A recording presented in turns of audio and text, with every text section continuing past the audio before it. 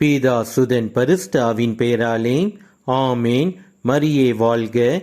என்ற வார்த்தை நாம் தண்டிக்கப்படுவது முறையே நம் செயலுக்கேற்ற தண்டனையை நாம் பெறுகிறோம். இவர் ஒரு குற்றமும் செய்யவில்லையே. ours however is only right because we are getting what we deserve for what we did, but he has done no wrong. லூக்கா நற்செய்தி அதிகாரம் 23 வசனம் 41. என் அன்பு கடவுள் இயேசு கிறிஸ்துவே, நான் அந்த நல்ல கல்லனைப் போல உம்மை அறிய வேண்டுமே.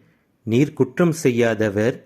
என் குற்றத்திற்காக, நான் பாவம் செய்ததற்காக நீர் சிலுவையில் பாடுபட்டு மரித்தீரே. அதை நான் உணராமல் நீர் எனக்காக சிந்திய திரு இரத்தம், என் பாவங்களுக்காக நீர் பட்ட காயங்கள், என் பாவத்தால் உமக்கு ஏற்பட்ட அவமானங்கள், இதை அனைத்தும் நான் நன்கு தெரிந்தும் அறிந்தும் உம்மை உதாசீனம் செய்த காலங்கள்தான் அதிகம். அவ்வாறு இருக்க அந்த நல்ல கல்லனைப் போல நான் உம்மை உணர்ந்து உம் சிலுவை பாடுகளை பார்த்து நான் பாவத்தை வெறுத்து தூய மனிதனாக வாழ எனக்கு வரமருளும். இயேசுவுக்கே புகழ். மரியே வாழ்க. ஆமேன். அன்பே, கல்வாரி அன்பே, உம்மை பார்க்கையிலே என் உள்ளம் உடையுதப்பா.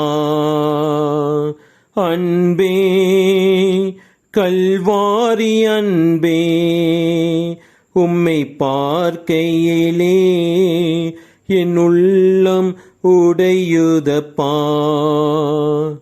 காயங்கள் பார்க்கின்றேன், கண்ணீர் வடிக்கின்றேன். காயங்கள் பார்க்கின்றேன், கண்ணீர் வடிக்கின்றேன். தூய திரு இரத்தமே, துடிக்கும் தாயுள்ளமே. தூய திரு இரத்தமே, துடிக்கும் தாயுள்ளமே. அன்பே, கல்வாரி அன்பே, உம்மை பார்க்கையிலே என் உள்ளம் உடையுதப்பா.